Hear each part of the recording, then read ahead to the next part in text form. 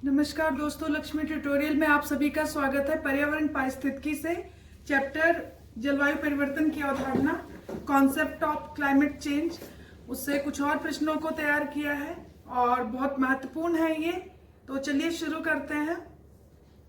तो पहला जो प्रश्न है वो है कार्बन डाइऑक्साइड निष्कासन विधियों की कमियां। जो कार्बन डाइऑक्साइड निष्कासन की जो विधियां होती हैं उनकी कमियां क्या क्या हैं, ये देखते हैं।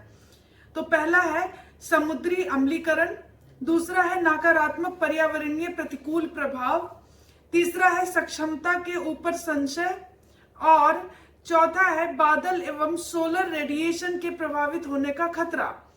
तो ये सभी हैं और इसके निष्कासन की विधियों की जो कमियां हैं उसमें ये सभी सम्मिलित हैं कि इससे क्या होता है, जो समुद्र होते हैं उनमें अम्लीकरण बढ़ जाता है, नकारात्मक पर्यावरणीय प्रतिकूल प्रभाव पड़ता है, मतलब जो पर्यावरण है उस पर प्रतिकूल प्रभाव पड़ता है, नकारात्मक प्रतिकूल प्रभाव, और सक्षमता के ऊपर भी संशय बनी रहती है, और बादल और जो सोलर रेडिएशन होता है उसके प्रभावित होने का पूरा खतरा रहता है। और ये सभी इसकी विधियों की कमियां हैं। तो अगले प्रश्न पे आते हैं। सौर विकिरण प्रबंधन के संदर्भ में निम्नलिखित कथनों पर विचार करिए। सौर विकिरण प्रबंधन, तो ये क्या है? Solar radiation management. तो सोलर रेडिएशन मैनेजमेंट में क्या होता है, एसआरएम में? देखते हैं इसके संदर्भ में कुछ कथन कहे गए हैं। पहला है पृथ्वी के एल्बिडो में परिवर्तन करना। पृथ्वी का जो एल्बिडो होता है उसमें ये परिवर्तन करना। एक्चुअली ये जो ये है सौर विकिरण प्रबंधन है, ये एक वैश्विक तापन को ना, इसमें क्या होता है, जो ये ग्लोबल वार्मिंग है, वैश्विक तापन है, उसको कम करने के लिए प्रक्रियाएं, मतलब प्रक्रियाओं द्वारा कम किया जाता है। कुछ प्रक्रियाएं होती हैं, तो इसमें क्या किया जाता है कि पृथ्वी के एल्बिडो यानी परिवर्तनीयता में परिवर्तन करना। और क्या होता है दूसरा, कि पृथ्वी से टकराने वाले सूर्य प्रकाश को परावर्तित कर वैश्विक तापन में कमी लाना।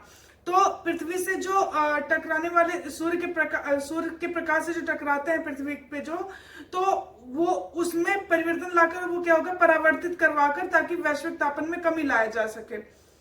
तो जो सूर्य प्रकाश है वो ज्यादा से ज्यादा परावर्तित हो जाए, इस टाइप से कुछ करना। तीसरा है सूर्य प्रकाश को पृथ्वी तक पहुंचने से रोकना। सूर्य का जो प्रकाश है वो अर्थ पर ना पहुंचे तो उसमें बाधा भी डालते हैं ये लोग कि वो यहां तक ना पहुंचे। तो ये सभी कथन है और ये सभी कथन बिल्कुल सही है।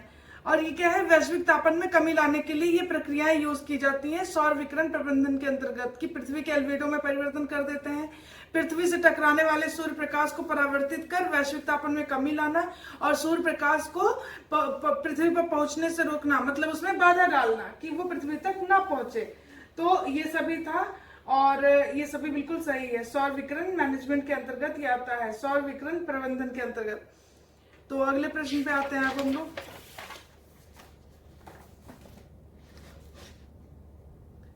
निम्नलिखित कथनों पर विचार करें। देखिए क्या कहता है ये।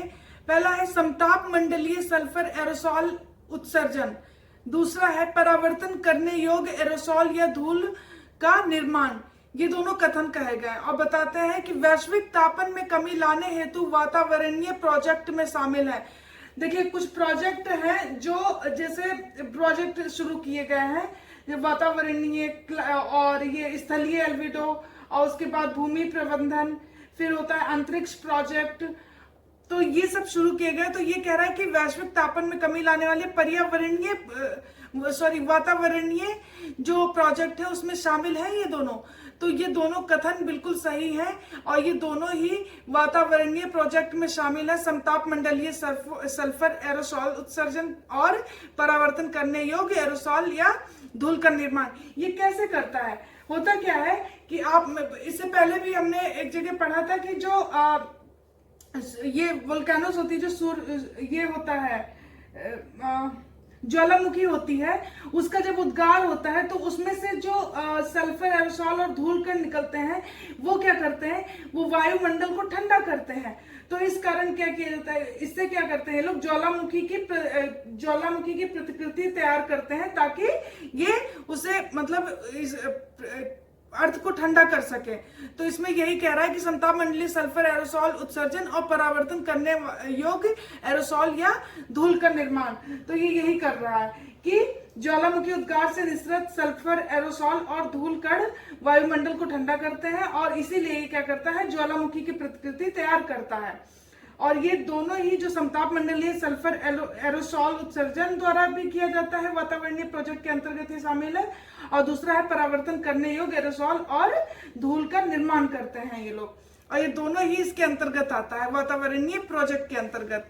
चलिए अगले प्रश्न पे आते हैं। निम्नलिखित कथनों में से सत्य कथन का चयन करें। पहला है क्लाउड वाइटनिंग।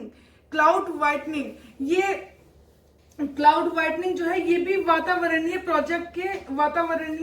प्रोजेक्ट के ही उसमें आता है, अंतर्गत आता है। इसे क्या किया जाता है देखते हैं। क्लाउड वाइटनिंग के अंतर्गत क्लाउड रिफ्लेक्टिविटी विंड पावर्ड जहाजों द्वारा ढेर सारे समुद्र जल को आकाश में छिड़कना, जिससे बादल सफेद हो जाते हैं और सफेद बादल सोलर रेडिएशन को परावर्तित करते हैं। जहाजों द्वारा ये क्या करते हैं कि ढेर सारे समुद्री जल को आकाश में छिड़कवा देते हैं, और जब बादल एकदम सफेद हो जाते हैं तो सफेद होता है और वो सोलर रेडिएशन को ज्यादा परावर्तित करता है। जैसे क्या किया जाता है कि जो फुटपाथ होते हैं उसको हल्के रंगों से, फीके रंगों से उसे पेंट किया जाता है। क्यों? ताकि उनका एल्बिडो ज्यादा है, कि मतलब वो प्रकाश को, जो सूर्य का प्रकाश है उसे ज्यादा से ज्यादा परावर्तित करे। तो उसी तरीके से ये भी क्या करते हैं कि क्लाउड रिफ्लेक्टिविटी विंड पावर्ड जहाजों द्वारा ढेर सारे समुद्री जल को आकाश में जाकर छिड़कते हैं और बादल सफेद हो जाते हैं, और जो सफेद बादल होते हैं वो सोलर रेडिएशन को परावर्तित करते हैं। दूसरा कह रहा है कि क्लाउड सीडिंग एवं सल्फर चक्र में वृद्धि करना, इससे वैश्विक तापन में कमी की जाती है। क्लाउड सीडिंग में क्या करते हैं, इसे कहते हैं मेघ विजन, मतलब उसमें बीजों का ये करना। तो इसमें क्या करते हैं कि क्लाउड सीडिंग एवं सल्फर चक्र में वृद्धि करना, इससे वैश्विक तापन में कमी की जाती है। तो ये दोनों कथन थे और ये दोनों कथन बिल्कुल ठीक है। इसमें क्या करता है ये सीडिंग में कि हवा में नमक और जल को क्या करता है, पंप द्वारा महीन छिड़काव करता है, ताकि क्या करे, बादल निर्माण को प्रोत्साहित करे और बादल सूर्य के प्रकाश को परावर्तित कर दे। तो ये था, और ये दोनों ही कथन बिल्कुल सही है। और ये भी जो क्लाउड वाइटनिंग है ये भी जो है वातावरणीय प्रोजेक्ट के अंतर्गत ही आता है, एक विधि है क्लाउड वाइटनिंग। तो मैंने बता दिया कि इसमें जहाजों ये जो है क्लाउड रिफ्लेक्टिविटी विंड पावर जहाजों द्वारा क्या करते हैं, समुद्री जल को आकाश में छिड़कते हैं और बादल जब सफेद हो जाते हैं तो सफेद बादल सोलर रेडिएशन को परावर्तित करते हैं। दूसरा था क्लाउड सीडिंग और सल्फर चक्र में वृद्धि करना, इससे वैश्विक तापन में कमी की जाती है। तो ये दोनों कथन थे और दोनों ही कथन बिल्कुल सही हैं। अगले पे आते हैं हम। वैश्विक तापन में कमी लाने हेतु प्रोजेक्ट हैं। कौन से प्रोजेक्ट हैं? तो मैंने अभी बताया था कि वातावरणीय प्रोजेक्ट, जिसमें मैंने बताया था क्या क्या, वातावरणीय प्रोजेक्ट में समताप मंडलीय सल्फर एरोसॉल उत्सर्जन किया जाता है, परावर्तन करने के लिए एरोसॉल और धूल का निर्माण किया जाता है, क्लाउड वाइटनिंग की जाती है। तो क्लाउड वाइटनिंग में क्या होता है, क्लाउड सीडिंग और समुद्री सल्फर चक्र में वृद्धि करना, और क्या था, स्थलीय एल्बिडो में परिवर्तन करना, भूमि प्रबंधन, अंतरिक्ष प्रोजेक्ट। तो ये सभी आते हैं। तो इसमें क्या कह रहा है कि कमी लाने हेतु प्रोजेक्ट है वातावरणीय प्रोजेक्ट, स्थलीय एल्बिडो परिवर्तन, भूमि प्रबंधन और अंतरिक्ष प्रोजेक्ट। ये सभी उपरोक्त सभी जो है ग्लोबल वार्मिंग में कमी लाने के लिए प्रोजेक्ट्स हैं। अगले प्रश्न पे आते हैं। ये कथन दिए गया, हमें बताना है कौन से कथन सही हैं। पहला है अंतरिक्ष प्रोजेक्ट। इसमें क्या करते हैं, अंतरिक्ष शीशे जो है, एक तरीके का अंतरिक्ष शीशा होता है, उसमें क्या करते हैं, इसमें स्पेस मिरर्स में, कि पृथ्वी की कक्षा में पृथ्वी एवं सूर्य के बीच बड़े आकार के शीशे को लगाकर सूर्य प्रकाश को परावर्तित करना। दूसरा है भूमि प्रबंधन के अंतर्गत उच्च एल्बिडो वाले फसल किस्म को लगाना, उच्च एल्बिडो वाले फसल को लगाना। तो और तीसरा है स्थलीय एल्बिडो परिवर्तन के अंतर्गत ठंडी छत, सड़क छत और क्या करते हैं, छतों एवं फुटपाथ को फीके और हल्के रंगों से रंग कर सूर्य प्रकाश को परावर्तित करना। और ये सभी बिल्कुल कथन सही हैं। तो ये मैंने बताया, इसको थोड़ा सा डिस्क्राइब कर दिया है, नीचे जो प्रश्न बनाए मैंने, जो इसके प्रोजेक्ट्स थे उन्हीं को बता दिया है कि इसके अंतर्गत क्या क्या किया जाता है। जैसे अंतरिक्ष प्रोजेक्ट में क्या करते हैं, अंतरिक्ष से जो कि पृथ्वी की कक्षा में पृथ्वी और सूर्य के बीच में लगाते हैं, जो कि क्या करता है, सूर्य प्रकाश को परावर्तित करता है। भूमि प्रबंधन के अंतर्गत क्या किया जाता है, उच्च एल्बिडो वाले फसल किस्म को लगाना। स्थलीय एल्बिडो में क्या करते हैं, हल्के फीके रंगों से क्या किया जाता है, जो है फुटपाथ और छतों और सड़कों को रंगा जाता है ताकि सूर्य का परावर्तन कराया जा सके। तो ये सभी बिल्कुल सही कथन है। अगला है भू अभियांत्रिकी के विभिन्न पहलुओं में शामिल है। भू अभियांत्रिकी के पहलुओं में कौन कौन से शामिल हम बताते हैं कि पहला कथन है कि वायुयानों से सल्फर डाइऑक्साइड का छिड़काव पृथ्वी के एल्बिडो प्रभाव को बढ़ाकर तापमान में कमी द्वारा पृथ्वी को ठंडा करना। ये जो है कि वायुयानों से सल्फर डाइऑक्साइड का छिड़काव, इसे तो ये ठीक है कि इसमें क्या करते हैं कि पृथ्वी के जो एल्बिडो प्रभाव को ये बढ़ाते हैं और टेम्परेचर में कमी हो जाती है, तो और पृथ्वी इससे क्या होती है, ठंडी होती है। लेकिन इसका सबसे बड़ा खतरा क्या होता है कि जो सल्फर डाइऑक्साइड, इसके छिड़काव से क्या होता है, एसिड रेन का बहुत ज्यादा योगदान है इसका। तो इससे क्या होगा कि पौधों के प्रकाश संश्लेषण प्रक्रिया को भी प्रभावित कर सकता है। तो ये इसका बहुत बड़ा खतरा होता है, फिर भी इसका यूज किया जाता है।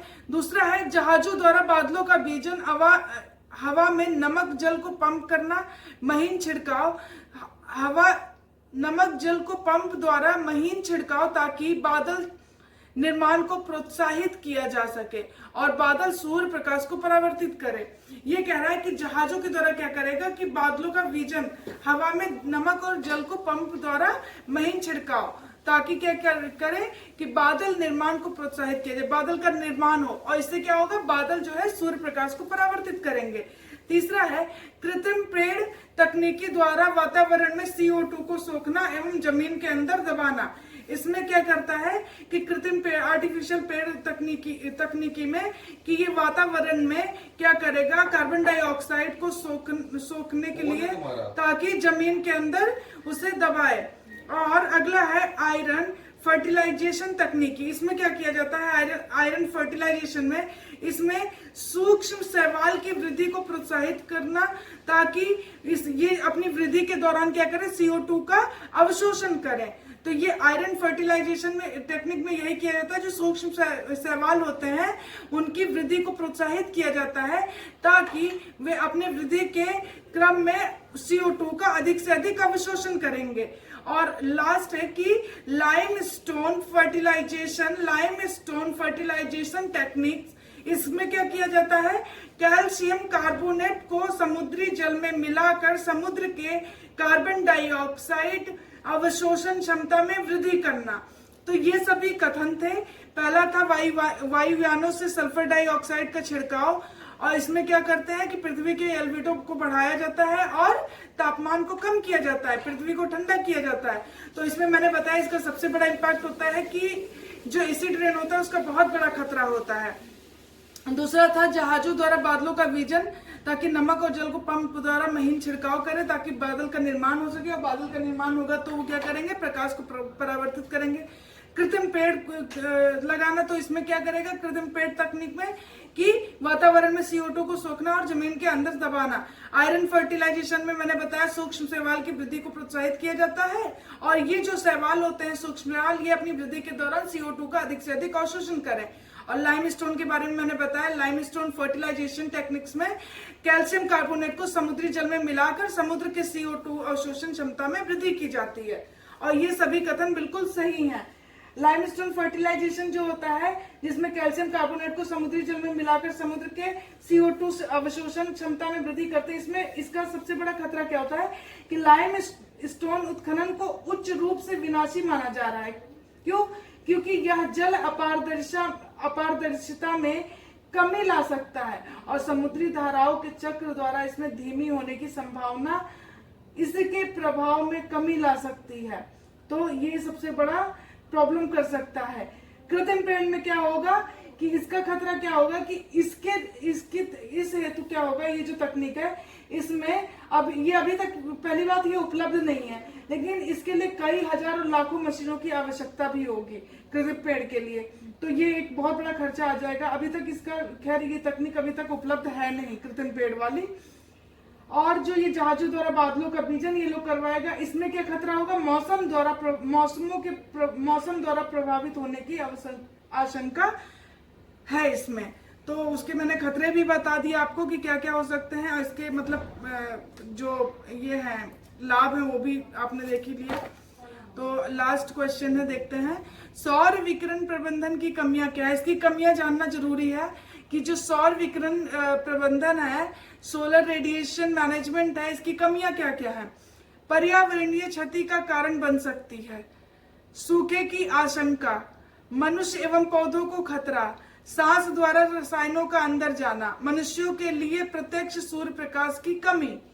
और ये सभी बिल्कुल सही हैं कि पर्यावरणीय क्षति का कारण बन सकती है, सूखे की आशंका होगी, क्यों? क्योंकि मनुष्य एवं पौधों को खतरा होगा, प्रकाश संश्लेषण के लिए प्रत्यक्ष सूर्य प्रकाश की आवश्यकता होती है, सांस द्वारा रसायनों का अंदर चला जाना, मनुष्यों के लिए प्रत्यक्ष सूर्य प्रकाश की कमी। इससे क्या होगा? विटामिन डी की भी कमी हो जाएगी। तो ये सभी इसकी कमियां हैं और जानना चाहिए हमें। तो आज के लिए इतना ही। अगर आपको वीडियो अच्छा लगता है तो प्लीज लाइक और सब्सक्राइब करें। Thank you so much.